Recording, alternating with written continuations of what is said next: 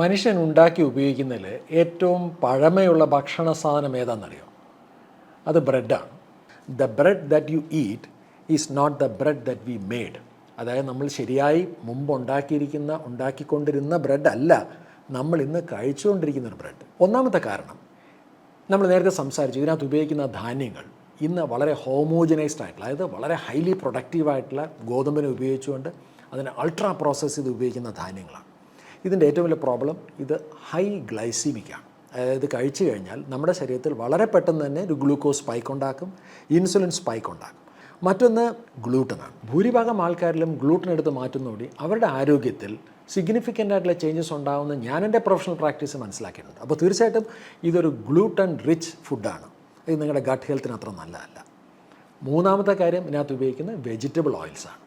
ഞാൻ നേരത്തെ പറഞ്ഞു, പരിമിതമായിട്ട് അളവിലാണെങ്കിൽ പോലും സൺഫ്ലവർ ഓയിലും വെജിറ്റബിൾ ഓയിലും ഇതുപോലത്തെ പല ഇൻഗ്രീഡിയൻസും പലപ്പോഴും പേര് നമുക്ക് മനസ്സിലാക്കിയെടുക്കാൻ ബുദ്ധിമുട്ടാണ് ഇതിനകത്ത് ഉപയോഗിക്കുന്നുണ്ട്. And they are inflammatory.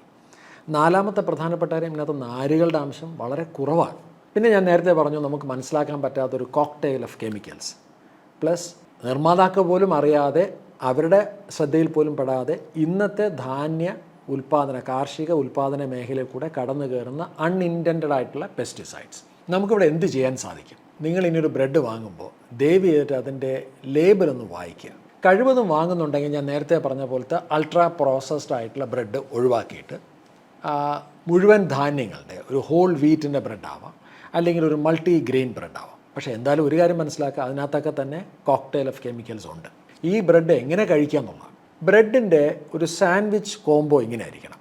ഒന്ന് ബ്രെഡ്, അതിൻ്റെ തൊട്ട് താഴെ വെജിറ്റബിൾസ്, അതോടൊപ്പം തന്നെ നല്ല ഹെൽത്തി ആയിട്ടുള്ള പ്രോട്ടീൻ, പിന്നെ വീണ്ടും ബ്രെഡ്.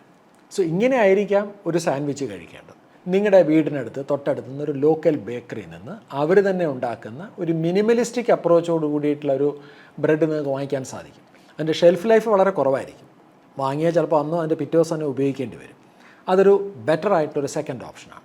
ബ്രെഡ് കഴിക്കണം എന്നുള്ള വലിയ ആഗ്രഹവും നിർബന്ധവും ഉണ്ടെങ്കിൽ എന്തുകൊണ്ട് നിങ്ങൾക്ക് നിങ്ങളുടെ വീട്ടിലൊന്ന് ബ്രെഡ് ബേക്ക് ചെയ്തുകൂടാ? ഞാൻ എൻ്റെ വീട്ടിൽ ഉണ്ടാക്കിയെടുത്തിട്ടുള്ള, ഞങ്ങൾ തന്നെ ബേക്ക് ചെയ്തെടുത്തിട്ടുള്ള ഒരു ബ്രെഡാണ്. ഈ ബ്രെഡിൻ്റെ പ്രത്യേകത, ഇതിനകത്ത് ഉപയോഗിച്ചിരിക്കുന്നത് മില്ലറ്റ്സാണ്. ചാമയുണ്ട്, അതുപോലെ തന്നെ ചോളമുണ്ട്. ചാമയുടെയും ചോളത്തിൻ്റെയും പൊടി കൊണ്ടുണ്ടാക്കിയ ബ്രെഡാണ്. So it's gluten free. Gluten ഇല്ലാത്തപ്പോൾ എങ്ങനെ ബ്രെഡിന് ഈ രൂപത്തിൽ കിട്ടും? അവിടെ നമുക്ക് ഉപയോഗിക്കാൻ പറ്റുന്ന ഒന്ന് സിലിയം ഹസ്കാണ്. ഇന്ന് നമുക്ക് കിട്ടുന്ന ബ്രെഡ് ഒരു ബ്രെഡ് അല്ല എന്ന് മനസ്സിലാക്കുക. ഒരു ഹെൽത്തി ആയിട്ടുള്ള ബ്രെഡ് ഈറ്റിംഗ് ഹാബിറ്റ്സിലോട്ട് പോവുക.